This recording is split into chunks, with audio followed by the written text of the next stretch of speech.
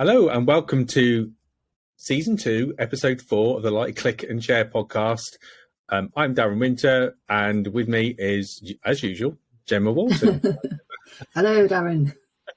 How are you? So in this episode, Chat GPT is the topic. And if you've not heard of Chat GPT, then where have you been? Because I wouldn't say everybody's talking about it, but there are a lot of blogs, case studies, videos, podcasts, a lot of kind of interesting discussions talking about Chat GPT and definitely about AI as a whole. And so this podcast really is just talking through what Chat GPT kind of is and use cases for it, and maybe talking about really kind of some of the dangers as well. So if you don't understand what all the fuss is about, and you don't understand like how, why it's such a big breakthrough, then this might be the podcast for you. So I've been using Chat GPT. What is it? Well, it's a program by a company called OpenAI, founded or funded partly by Elon and somebody else. But this kind of AI software is probably one of the first AI tools that really kind of, not to say the other tools that aren't out there using AI aren't helpful, but it's a game changer for really Google and search engines. Because at the moment, if you imagine you go to Google, you type in what you want, and then Google serves up web pages, and then we have to go through, as the user, we have to go through then its web pages to kind of find what we want. So it's great to find products and great to find services, because that's what it does, and maybe just checking a few facts out or maybe do some research. But what ChatGPT does is that actually you don't really find any search, any websites. It just gives us the factual information. You can ask it anything. So this is almost like your best friend. So if you need to write like messages for LinkedIn, if you need to write maybe a theatre production, you need to write a book, you need to write a blog, case study, website page, information for your school project, maybe how to write a CV, all these questions you ever wanted, all these other questions you think, what's this, what's that? It will tell you. But what I found is, it's quite difficult to get access. They are improving it, but it's getting pretty much heavily overloaded, like most days with traffic. And that's what you found, Gemma, because you've struggled to get access to it, haven't you? All right, Darren. All right. There's no need for that. I'm on the waiting list with about 3 million other people. I've been on there for about 4 weeks now, something like that. Yeah. But it really is a game changer. And I've been just giving a couple of examples of how I've been using it in my business is, when I'm getting to the end of the week, I'm feeling a bit tired. If I need to write a case study about maybe kind of how a client, how the business has helped a client, I can give it some parameters, give it a little bit of information. So please write me a case study about this and include this, this, and this, and maybe anything else you want it to mention. Then it will just go and write you something out. But it's the interesting thing that we're kind of like starting to see, or I'm starting to see, is that it's about how you the types of questions you ask it. So it's like a research facility, really. So it's only as good as the questions that you ask it. So if you want to have 2 pages, a 2-page article, then just say, I need a 2-page article about the subject. And as long as it's got the information, then then it will deliver you something close to what you require. It is aligned to information on the internet that was as good as to 2021. So at the moment, it's not plugged live into the internet, but Microsoft are reportedly going to be building in ChatGPT 3 into their service in March. So that might change, but it seems to be going ahead. And that's got Google quite worried, because it really is, to say, it is a massive game changer. And I've read some articles about how people think they don't really understand what fuss is about, but it is a game changer. Because I've mentioned from the beginning, this isn't just about giving you answers to your questions, but it's going to kind of revolutionize how we find products and services now. Like now, at the moment, we're getting delivered at websites, Now this is actually just giving us the answers straight from those websites. It's not telling us to recommend any particular any websites over other websites or any particular brands. So at the moment, Google works on search engine optimization. So telling our websites, or telling Google about what's on the website, the hidden text on images, descriptions for each page. So it's not to say that it won't be relevant, but it's going to be so much less relevant.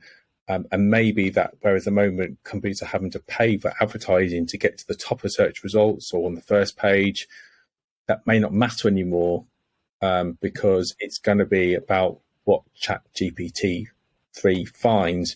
And just taking this one step further, and I will stop in a minute and allow Gemma to come in because it is a podcast for both of us. The other game changer is that this kind of opens up the fact that this, if you think of it as a personal assistant to you as the user, then we might have very different AI assistants being able to find and do things for us. So you could have an AI assistant for marketing, you could have an AI assistant for maybe IT, HR, all these different requirements that we have. We might have different AI bots and services doing things for us. So it's really going to change maybe how, the types of people we have in our workforce, who we have employ on a freelancer basis, and then how we find things on the internet. So it is a massive game changer. So all that being said, what do you reckon, Gemma? I know you've not been able to use the service so far, but I'm sure you've read a lot about it. Yeah, I have.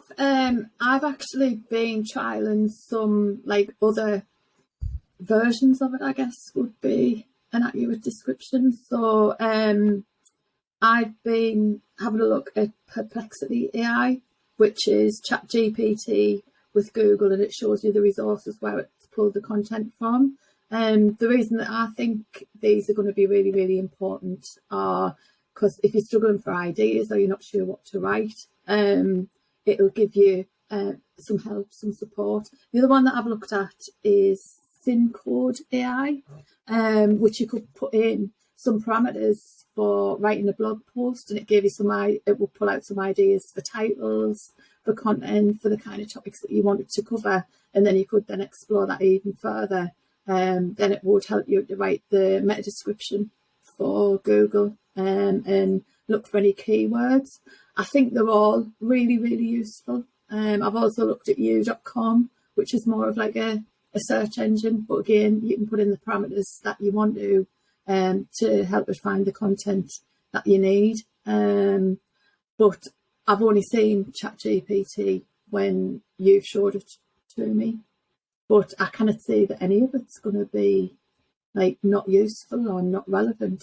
I think it's only going to make your life easier, because to write a blog post, if you've got to go and research everything, every topic, make sure you've got sources, useful links, it might take you half a day, it might take you a full day, depending on how long the blog post is and how detailed it needs to be. And I think as well, sometimes you can write about a topic and make it relevant, and you can do SEO for it and the meta descriptions and stuff. But then if it's not a topic that you feel 100% comfortable on, or you haven't got the knowledge, this is only going to help you, because it's going to help you with topics that you don't necessarily usually talk about or write blog posts about, So I think it's game changing for not just people in marketing, for everyone. There's so many tools out there. I said I would share some links with you after the podcast, but ESPN on Twitter yesterday shared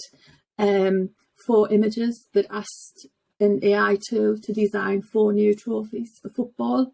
So one was Champions League, one was Premier League, I think La Liga and Europa, and what they pulled together was amazing. And then I've seen a couple of things online where the AI's created music. So I've seen one where this guy's put the parameters in and wanted something in the style of Timberland. And then I've seen these are the 2 guys where they've put all these different parameters in, and it was in the style of, I think it was Charlie XCX and Ava Max. And both of them came out and were really, really good. I think it took about 3 hours for this track to be like pulled together. It was unbelievable. I think the possibilities of what this can all do, it's just, I think we probably don't even know. We probably haven't even thought about it, but somebody has, because obviously it's here.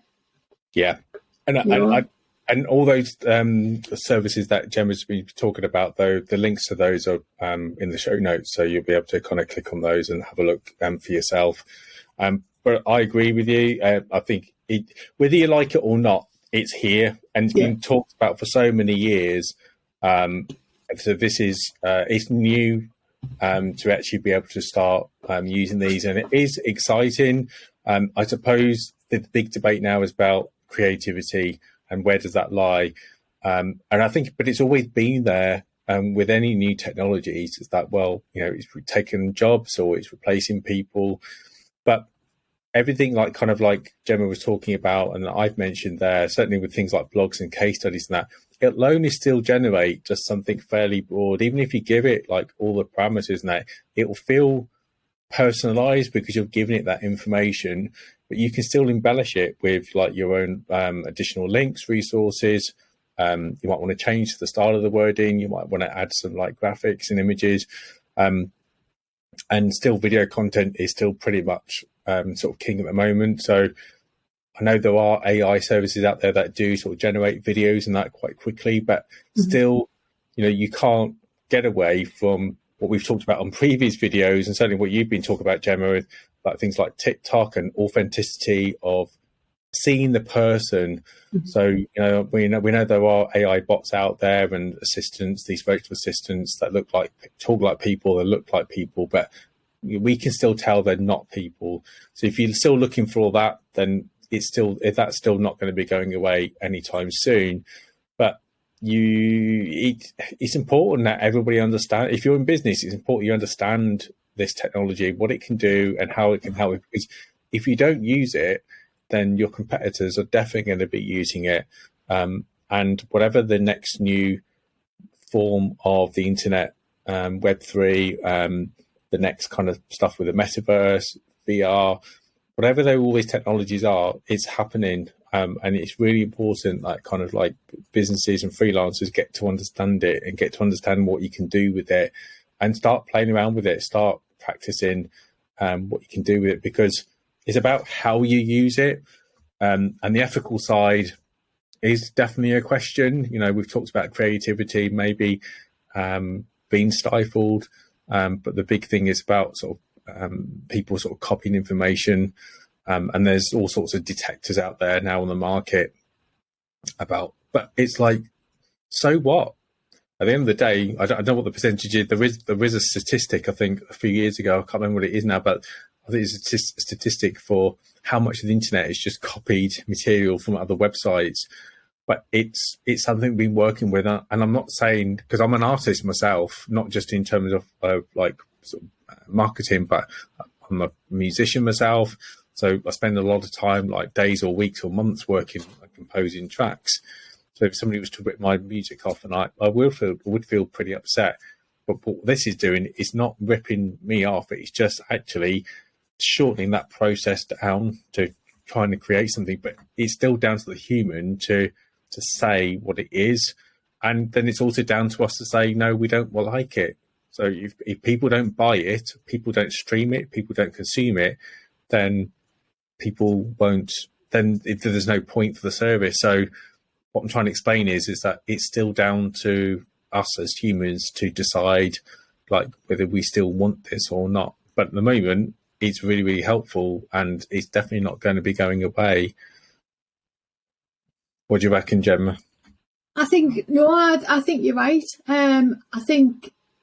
you will still need to like update anything that you create with it, you know, especially if it's like a blog post, because you know your customers, you know what they want from you, you know how they want to receive information, the style that they want it written in. And sometimes you can put the parameters into the tool and you get some great ideas out and you get some great content, but you have to reword it and put it into your own like style. You have to do what you said, obviously adding in links, you're adding in images and pictures and stuff, because there is that element of authenticity, and people do know when it's been written by somebody or it's not yours. So it is getting back to that.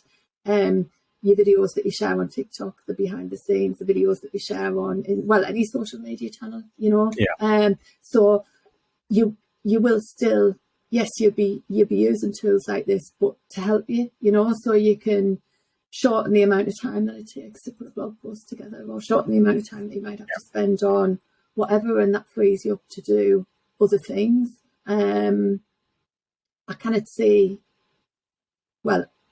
I cannot really see anything where I think that it might not be useful. I know there's been a few question marks about like students and stuff using it for like essays and not learning, not being able to apply things, which obviously I understand. But I think if you thought it wasn't coming, I mean, it's been on the television. I mean, I've just been rewatching. I don't know if you watched Persons of Interest when it was on, but that's like 10 or 12 years old, and they were talking about like watching, finding people. They were talking about things with search engines and everything that was coming with AI and stuff like that. There's been loads of different like series. Certainly that I've watched. There was a CSI program where they were on about like hacking into people's Wi-Fi to be able to like commit crimes and stuff within the flats and apartments, and again, that's something that's over 10 years old. So if you look back at stuff that you might have watched on the telly or seen in movies, that's been like drip fed to us for quite a long time, that things like this have been coming, so it's not really, it shouldn't really be a big surprise for a lot of people that this is the way things are going. And I think you know yourself when you get like, when you've been talking to somebody and you get like starting to see all these like adverts come in, whether or not you're on Facebook or Google or whatever, and it's like, I haven't searched for that, but you might search for it on your work computer, or you might be, so you do know that things have changed and this is the way things are going. So I think it'd be interesting to see what's coming next and how much it does like change things. I agree, and in fact, we've had virtual assistants around for quite a few years, in things like Siri and Alexa, Cortana, so now we're actually able to use these, just, writing simple commands, typing it in, and then getting back this information that we need, like to help us understand or help us do something. And a lot of the use cases we've talked about are kind of, I suppose they are all digital kind of based, but just take it one step further in terms of like business cases. And then you could even think a bit further, like you might want, at the moment, you might ring somebody to get advice on law, but once, the AI gets like more accurate and understands things, it's quite difficult sometimes to speak to somebody to get an answer, like a general answer about whether you should, about information, not about a decision, but just some general information and guidance. The fact that actually now, this is probably the first time I can really see actually that this assistant is going to be able to provide sort of like standard guidance for people. And I suppose the danger is, where is it getting the information from? How does it decide what's right or what's relevant? But what's interesting, which I've noted from Chat GPT, that there are built-in feedback. There is built-in feedback function, so it gives you a thumbs up or thumbs down if it's good or bad, and then you can tell it what it should have got right or wrong. So far, I've been using it for about 3 weeks, and I think I've only known it to get like one answer wrong, and that's probably out of about 200 or 300 different kind of questions or things that I've been asking, or tasks that I've been asking it to do. But just going back to what I mentioned at the beginning, a lot of it is about how, the type of question you're asking. So it's about becoming more of a researcher. So if you're using it, you don't understand what the fuss is about, just try being much more specific about the phrasing of the question.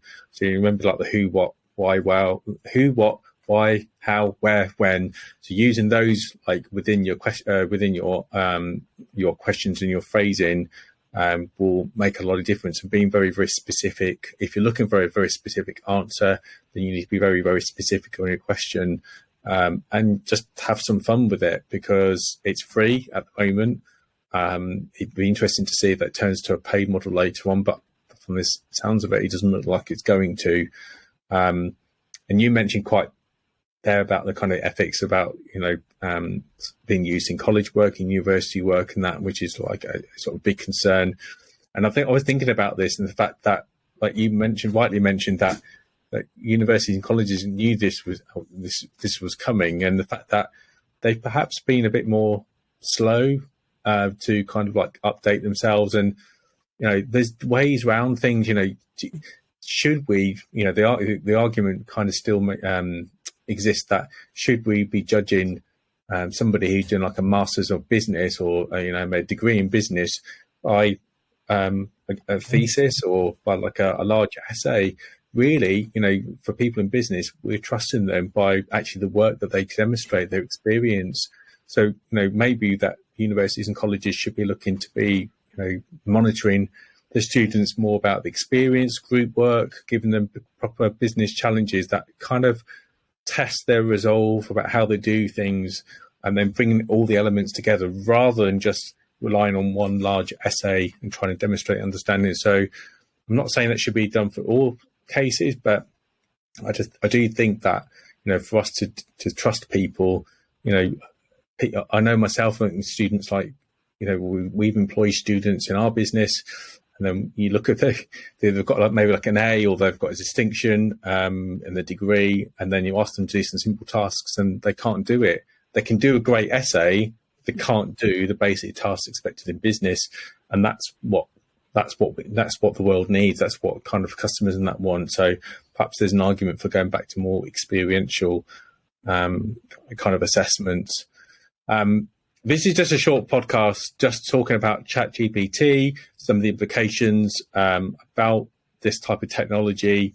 By all means, please have a look through the links underneath. It'd be great to hear your thoughts and about using the system or other AI tools like Gemma's been talking about. There'll be some others that we'll list underneath as well. Tell us if we've got it wrong. We'd love to hear from you if you're kind of an opposer to this technology, or you've got different viewpoints. If we've missed something out, it'd be great to hear from you. Just hit us up. Contact details are in the show notes, and maybe we'll bring you on a future podcast if you'd like. I hope you've enjoyed this podcast.